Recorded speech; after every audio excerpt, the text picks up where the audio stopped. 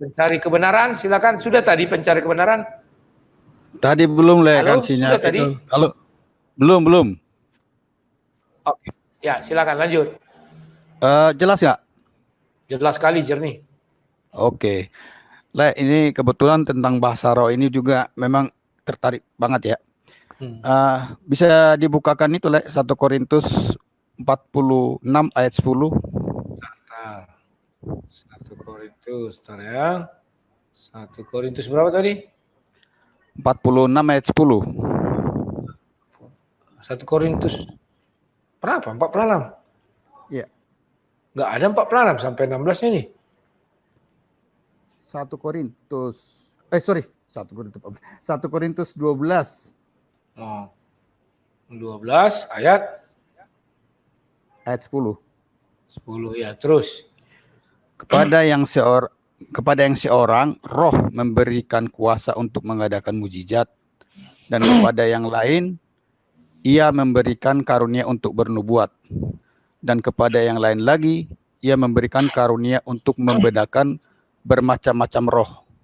Kepada yang seorang ia memberikan karunia untuk berkata-kata dengan bahasa roh, dan kepada yang lain ia memberikan karunia untuk menafsirkan bahasa roh.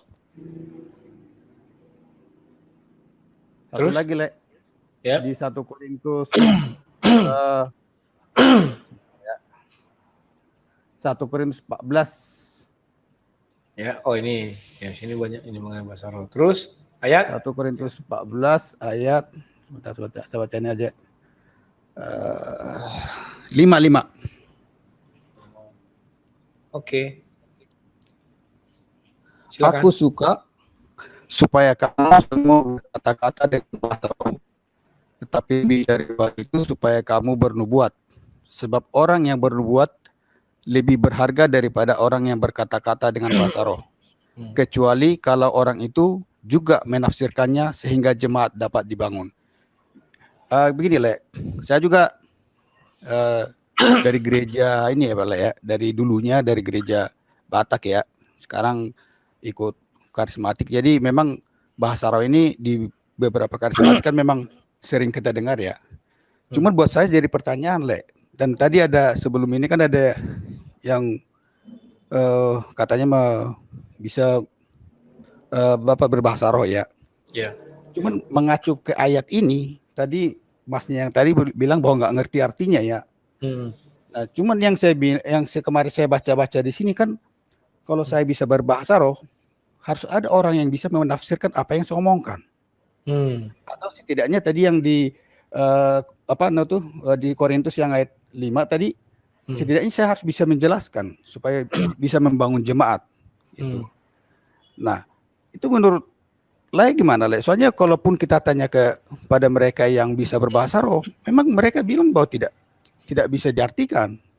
Karena itu sementara kalau kita baca di Korintus ini kan agak bertentangan gitu ya. Menurut pandangan gimana itu, Oke, aku jawab ya. Sama itu satu lagi deh ya, Masalah tadi bilang katanya didoakan nggak mempan lah ya sama Pak Pardede. Jadi mungkin pada saat itu masih apa kali ya, belum mencari kebenaran kali ya. mungkin bisa di-sharing kali kan kemarin saya tertarik tuh waktu bilang itu sebelumnya kemarin saya udah sempat meninggalkan Tuhan ya. Terus ada karena kejadian di pesawat saya jadi mencari Tuhan. Bisa di-share kali, soalnya kasusnya sepertinya hampir sama kita. Sempat juga kapan waktu ya. Oke, terima kasih. Oke. Kawan-kawan, semakin hari pengetahuan kita mengenai roh ini semakin bertambah. Sekarang saya bukakan kepada kalian ya. Ketika saya dulu pernah mengatakan bahasa roh itu terjadi ketika dimulai dengan turunnya Roh Kudus. Maka orang-orang berbahasa roh, kan demikiannya, dan itu untuk penginjilan. Disinilah saya saat itu agak keliru. Dan saya minta maaf kepada kalian, kelirunya gimana? Bahwa di sini dituliskan bahasa roh yang mereka tunggu itu adalah roh dalam huruf besar atau roh Tuhan. Ya. Jadi kawan-kawan, ini saya singkapkan lagi kepada kalian. Bahwa roh yang dari Tuhan itu, huruf besar ya, itulah untuk penginjilan. Maka daripada itu, di 1 Korintus yang dibilang Lai tadi, 1 Korintus 12, dibedakan langsung dua ya. Nah, ayatnya yang keberapa tadi 11 ya. Nah, tetapi semuanya itu dikerjakan oleh roh. Roh yang huruf besar kan? Nah, baru mana tadi ya? Sebentar masih aktif dia nih ya. Halo pencari kebenaran. Halo. Ya. Halo Lai. Itu 1 Korintus 12 ayat berapa yang tadi Lai baca? Ayat 5. Jadi ayat 5 ya. Bukan 1 Korintus 12 ayat berapa? Yang mana? Yang 10 yang 10 kali. 10. Ya 10. Oke lah ya, aku salin lagi. Ya. Jadi kawan-kawan, inilah penyingkapan kita malam ini. Ternyata 1 Korintus 12 ayat 10 jelas mengatakan, kepada yang seorang roh memberikan kuasa untuk mengadakan mujizat. Artinya ini sesuai dengan kisah para rasul 2 tadi ya, bahwa mereka berbahasa roh, sehingga mereka bisa berbahasa-bahasa bangsa-bangsa di dunia. Paham ya kawan-kawan ya? Nah, sekarang kita lanjutkan. Itu roh besar ya, ini roh besar. Dan kepada yang lain diberikan karunia untuk bernubuat. Dan kepada yang lain diberikan karunia untuk membedakan macam-macam roh kecil ya. Nah, jadi ada 3 di sini yang disebutkan lagi oleh Rasul Paulus. Yang pertama untuk mujizat. Mujizat ini tujuannya apa? Tetap pengabaran Injil. Bernubuat juga untuk pekabaran Injil. Artinya sesuai dengan kisah para rasul. Dan yang terakhir untuk membedakan roh kecil. Paham ya, roh kecil dan roh besar yang ada di dalam diri orang atau manusia-manusia ya, macam-macam roh. Itulah karunia roh besar. Artinya semua untuk peristiwa penyebaran Injil. Ini banyak yang nggak tahu nih, termasuk pendeta lah ya. Apalagi pendeta yang baru bisa baca kitab suci, langsung punya uang buka jemaat atau apa perintisan ya, harus banyak. Nah, kita lakukan lagi. Kepada yang seorang ia memberikan karunia untuk berkata-kata dengan bahasa roh. Jadi kawan-kawan, bahasa roh yang kita lihat itu adalah bahasa roh kecil. Bahasa tubuh kita, bahasa jiwa kita, bahasa diri kita. Dan kepada yang lain ia memberikan karunia untuk menafsirkan bahasa roh itu. Jadi ternyata kawan-kawan, si kerabaraba, kurabaraba, kretek, krotok itu ternyata bahasa roh kecil. Paham ya? Bahasa jiwanya itu. Dan harus ada yang bisa nafsirkan. Makanya orang bilang, ada yang pura-pura menerjemahkan itu ya. Itu juga bahasa roh kecil. Nah, roh yang besar mana? Yang bisa membedakan berupa-rupa bermacam-macam bahasa roh di dalam diri manusia.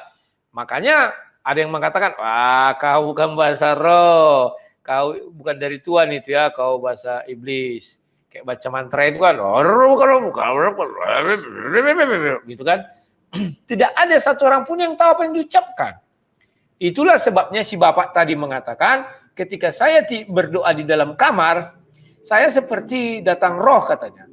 Yang roh, ya berbahasa roh katanya. Ya betul, itu bahasa dirimu. Bahasa rohmu atau bahasa tubuh dalam dirimu sendiri. Bukan bahasa roh besar. Makanya hubunganmu betul, itu adalah hubunganku dengan Tuhan. Kalau bahasa roh besar, itu ketika kita misalnya saya ini hanya bisa bahasa Indonesia dan bahasa Batak. Paling bahasa Jawa juga bisa, bahasa Sunda sedikit-sedikit. Misalnya saya pergi ke negeri Cina, katakanlah ke mana yang paling apalah ya, di dataran tinggi, yang terpencil sekali. Saya nggak tahu bahasa orang itu. Tiba-tiba saya bisa menyampaikan Injil dalam bahasa mereka. Itulah bahasa roh besar, roh kudus. Itulah yang tertulis di kisah para rasul 2. Itulah yang terjadi. Nah, tetapi ketika saya di depan orang-orang Indonesia, tiba-tiba saya berbicara, itu bahasa roh sendiri. Bukan itu bahasa roh kudus atau roh Tuhan. Jadi mungkin saya memiliki karunia roh besar. Kenapa? Karena saya menjelaskan kepada kalian perbedaan. Kan dia bisa membedakan rupa-rupa atau macam-macam bahasa roh. Ya, kenapa? Saya harus percaya diri dong. Bahwa saya dikaruniai Tuhan. Kan dibilang dikirim pada semua orang. Ya kan? Maka pernah saya ketika itu saya pikir ini bahasa roh dari Tuhan. Tidak. Karena bahasa roh dari Tuhan sudah jelas. Untuk penginjilan itu menyebarkan berita ya. Pergilah jadikan seluruh bangsa muridku. Yang kedua, sudah kita ketahui dibilang untuk mengusir menubuat, membuat mujizat. Dan bisa melihat dengan jelas membedakan macam-macam bahasa roh kecil. Nah, ayat itu juga 1 Korintus ya, ingat ya, 1 Korintus 12 itu pegangan kita. Ayatnya yang ke-10. Baru dijelaskan lagi, ada orang yang berbahasa roh, rohnya kecil. Itu artinya roh yang dibuat-buat dia sendiri. Roh kecil itu ya kawan-kawan ya. Sekarang sudah mulai jelas ya. Ini enaknya kalau kita sering diskusi, tapi jangan kalian kira diskusi itu langsung hari itu mentok, habis. Tidak. Saya selalu bilang ini saya simpan dulu. Kalau saya masih apa, oke, saat ini asumsimu bisa diterima, besok akan saya cari antitesisnya kan demikian. Oke.